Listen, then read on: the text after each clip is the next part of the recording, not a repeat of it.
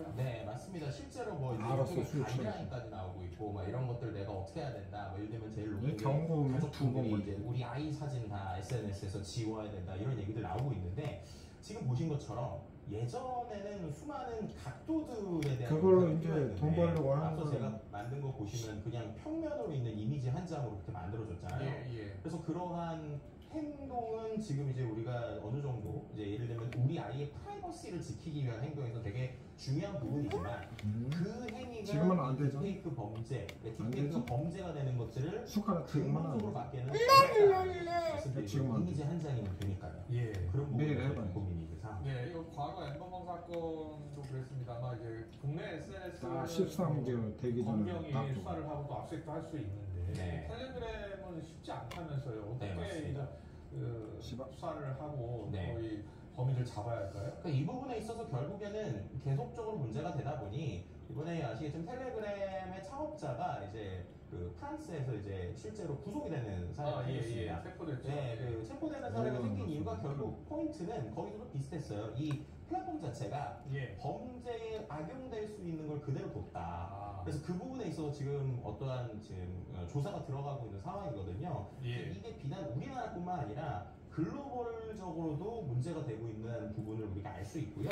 현재 지금 상황에서는 우리가 이제 수사를 한다고 그러면은 일종의 우리가 잠입수사라고 표현을 하잖아요. 그 메시지에 들어가서 하는 부분들이 가장 현실적입니다. 그 외에 뭔가 요청을 받아서 하는 것들이 어렵다 보니 그래서 그런 게 지금 수사에 좀 난관이 있는 부분 중에 하나라고 볼 수 있는 것이죠.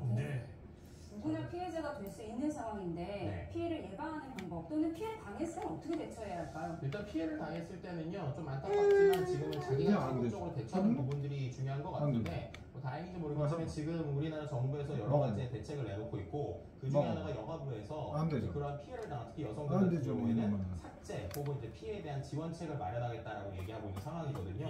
그래서 이거를 단순히 개인의 문제가 아니라 말씀드린 구조적인 시스템 문제에서 접근해야 된다라는 말씀 드리고 싶습니다. 기술이 예상보다 크게 지금 발전이 돼서 사진 한 장으로 거의 동영상까지 지금 완벽하게 만들어내고 구현해내고 있습니다. 알아야 막을 수 있는데요. 3, 4년 전부터 대책을 마련해야 된다는 목소리를 내셨는데 지금이라도 늦지 않았습니다. 적극적인 대책이 필요한 상황입니다. 김덕진 IT 커뮤니케이션 연구소장과 함께했습니다. 잘 들었습니다. 네, 맞습니다. 감사합니다.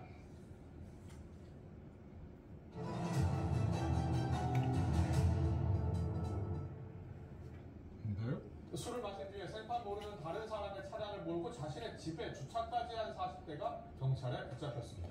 이 남성은 면허 취소 수준으로 술을 마시고 운전했는데 이미 음주운전으로 면허가 취소된 상태였습니다. 오태인 기자 보도입니다. 한 남성이 비틀거리며 길가에 주차된 SUV 쪽으로 다가갑니다. 차문을 열더니 시동을 켜고 출발합니다. 차를 운전하는 사람은 40대 A씨, 술을 마시고 운전대를 잡았습니다. A씨는 회식을 한 뒤 택시를 타고 주거지 인근에 도착했고 마침 자신의 차량 색깔과 비슷한 피해 차량을 보고 착각해 운전한 것으로 조사됐습니다. 이렇게 2km가량을 운전한 A씨는 자신의 주차장에 태양이 차를 대고 집으로 들어갔습니다. 피해 차량 주인 신고를 받고 출동한 경찰은 3시간여 만에 차를 발견했고 집에서 잠을 자던 A씨를 체포했습니다. 체포 당시 혈중 알코올 농도는 면허 취소 수준, 이미 지난해 음주운전으로 면허가 취소된 무면허 운전자였습니다. 피해의자 집을 특정해서 피해의자 집에 들어가니까 피해의자를 자고 있었고 술 냄새가 나고 있었고 피해의자한테 차를 어떻게 훔쳤냐 경위를 물어보니까 피해의자는 기억이 나지 않는다고 진술을 했습니다. 경찰은 A씨를 절도와 음주운전, 무면허 운전 혐의를 제공해 불구속 상태로 검찰에 넘겼습니다. YTN 오태인입니다. 대전 대덕경찰서는 연애를 가장의 돈을 뜯어내는 이른바 로맨스 사기 현금 인출책인 20대 A씨를 구속 상태로 송치했다고 밝혔습니다. 앞서 총책 B씨는 피해자에게 SNS로 소년 외국인 여성을 가장해서 접근한 뒤에 이성적 호감을 보이자 좋은 주차처가 있다면서 7차례에 걸쳐 4,900여만 원을 받아 가로챈 것으로 조사됐습니다. 국내 최대 규모 웹소설 불법 공유 사이트 아지트 운영자가 문화체육관광부와 검찰의 협력 끝에 검거됐습니다. A씨는 지난 2021년 4월부터 최근까지 3년 넘게 아지트를 운영하면서 웹소설 250만여 건과 웹툰 74만여 건을 불법으로 유통한 혐의를 받고 있습니다. 조사 결과 A씨는 과거 웹툰 불법 공유 사이트 어른아이닷컴 운영 혐의로 붙잡혔지만 집행유예를 선고받자 새로운 사이트를 연 것으로 파악됐습니다. 인천 청라동 아파트 지하주차장 전기차 화재를 계기로 부산에서 비슷한 사고를 가정한 소방훈련이 진행됐습니다. 큰 피해가 날 수 있는 사고에 대한 경각심을 높이고 효과적인 현장 대응을 점검하려고 마련한 훈련입니다. 김종호 기자입니다. 충전 중이던 전기차에서 연기가 피어오르는 곳은 아파트 지하 주차장입니다.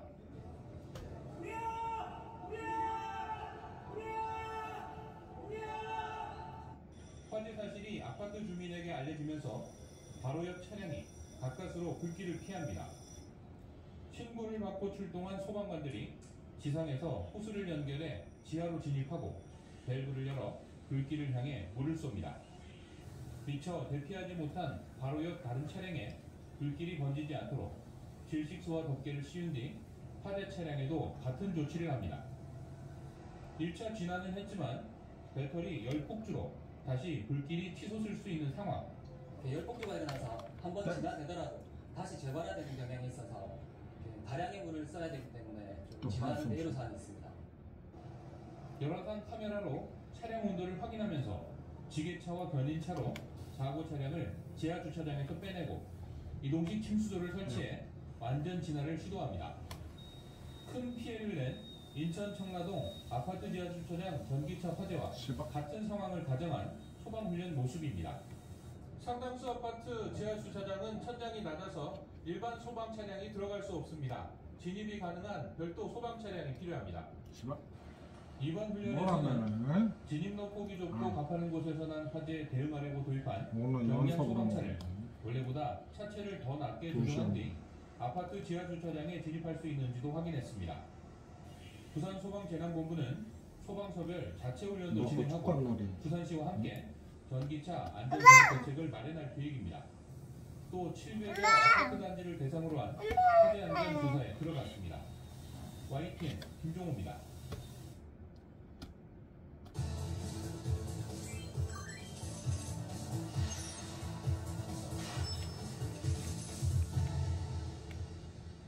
경제 이슈 친절하게 풀어드리는 경제픽 시작하겠습니다. 네, 오늘은 최하영 기자와 함께합니다. 어서 오세요. 안녕하세요. 예. 첫 번째 이슈는 영상으로 먼저 만나보겠습니다.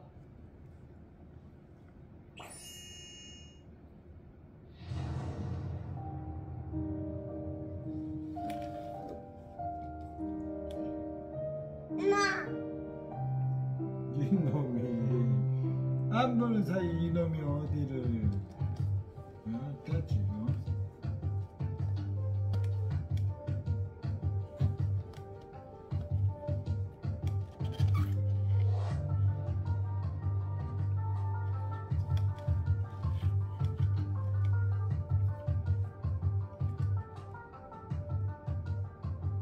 저런 거 다 물건 팔려고 그러는 건 맞지? 나 어렸을 때 저기 있어 도로서 네, 먼저 이놈의 딱 걸렸어요. 이게 아는 척. 아기를 키우는 엄마나 아빠들은 잘 아실 텐데요. 네, 신생아들은 이 소화기관이 약해서 이 수유를 하고 트림을 시켜도 눕혀놓으면 영양. 내 조카는 털음 안 하는데 맞지? 털음 안 해도 소화 잘 되지. 상체가 조금 들릴 수 있도록 이렇게 경사지게 만든. 얘는 오히려 털음 봐. 여기서 아기 수유를 하니 눕혀놓기도 나는 하고. 못 들었어. 보통은 뭐 아기랑 놀기도 하고 남들은 그래서 잠을 소화시키려고 트림 시키려고 하는데 얘는 요즘 엄마들 차이가 사이에서는 뭐 거의 본인이 필수 알아서. 육아용품이라고 하던데 네. 주의해야 할 점이 있다고요? 네, 이 경사진 면으로 인해서 아기가 요람사, 그러니까 자다가 질식 사고가 생길 수 있다는 건데요. 예. 이 경사진 면으로 인해서 아기 고개가 앞으로 쏠리면서 기도를 압박할 수도 있고요. 또 아기가 쉽게 몸을 뒤집을 수 있는데 신생아들은 고개를 육강이잖아요. 그렇게 이 상태에서 코가 입에 그렇게 되면 압박이 될 수 이게 아는 있다는 척 겁니다. 하지. 그래서 어? 목이나 호흡 호주에서는 이 경사면 각도를 10도 이하로 규제하고 있거든요.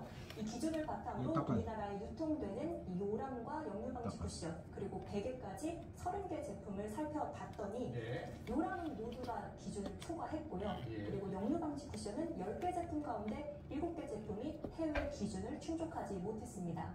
다행히 베개는 10개 제품 모두가 기준을 충족했는데요. 또 미국과 호주에서는 이렇게 영화가 누울 수 있는 제품에 대해서는 질식사고 위험의 주의나 경고를 표시하도록 의무화하고 있는데 우리나라의 경우에는 30개 제품 가운데 24개 제품에서 주의나 경고 표시가 없었습니다. 헬스만 과학적으로 충분히 마련되지 않은 거예요? 네, 그렇기도 하고요. 있는데 허술하거나 아예 없기도 합니다. 저도 어린 아이를 키우는 입장에서 이 부분은 좀 놀라웠는데요. 역류방지 쿠션은 정말 엄마들이 많이 사용하는 제품이었는데 안전 기준이 아예 없었습니다. 네. 그리고 미국과 호주와 비교했을 때 요람이나 침대의 경우에는 우리나라의 경우는 각도를 80도 이하로만 유지를 하고 있었습니다. 쿠션이나 베개 그래서는 아예 안전 기준이 없었고요. 다른 나라가 이렇게 수면용품에 대해서 규제를 강화하고 있는 것은 대비되는 사실이었습니다.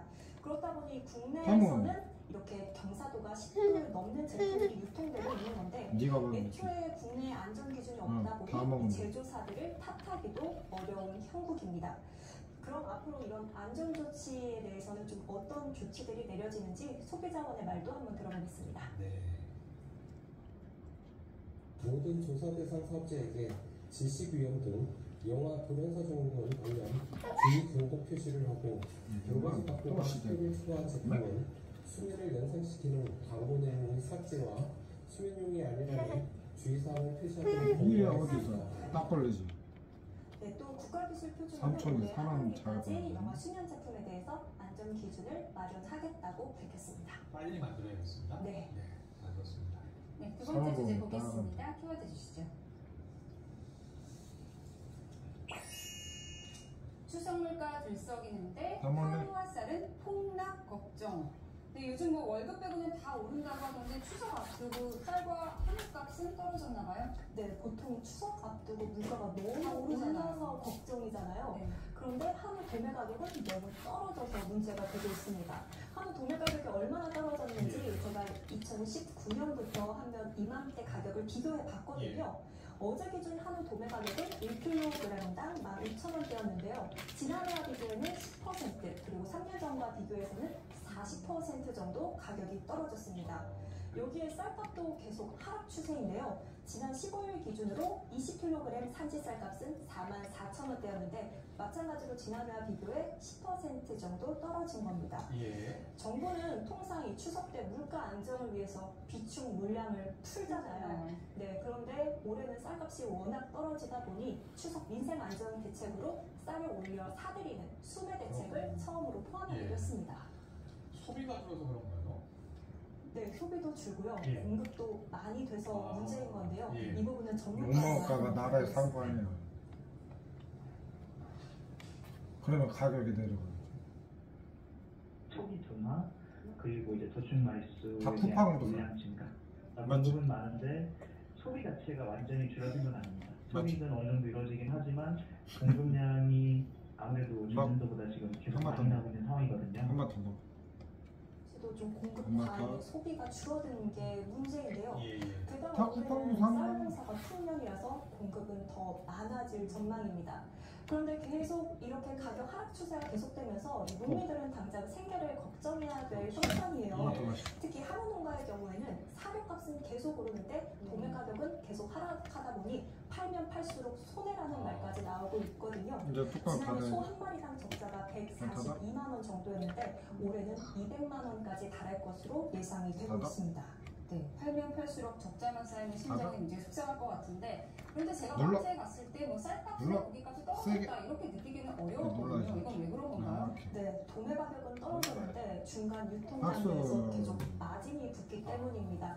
이 정육점과 식당 같은 경우에는 인건비도 많이 올랐고 또 재반 비용이 상승했잖아요. 그래서 도매 가격 하락에 비해서 소비자들의 체감 효과는 적은 겁니다. 그래서 정부는 좀 소비자 부담을 줄이고 농가를 돕기 위해서 추석 전까지 한우를 반가에 판매하기로 했고요. 앞으로 온라인과 오프라인을 통해 한 500톤가량을 풀 예정입니다. 네. 안녕. 이를 위해서 좀 적극적으로 소비를 해야 될 것 같습니다. 세 번째 안녕. 영상으로 만나보시죠. 안녕히 계세요. 아래나? 아래나? 아래나? 어디 채팅이야? 아래나? 뭐.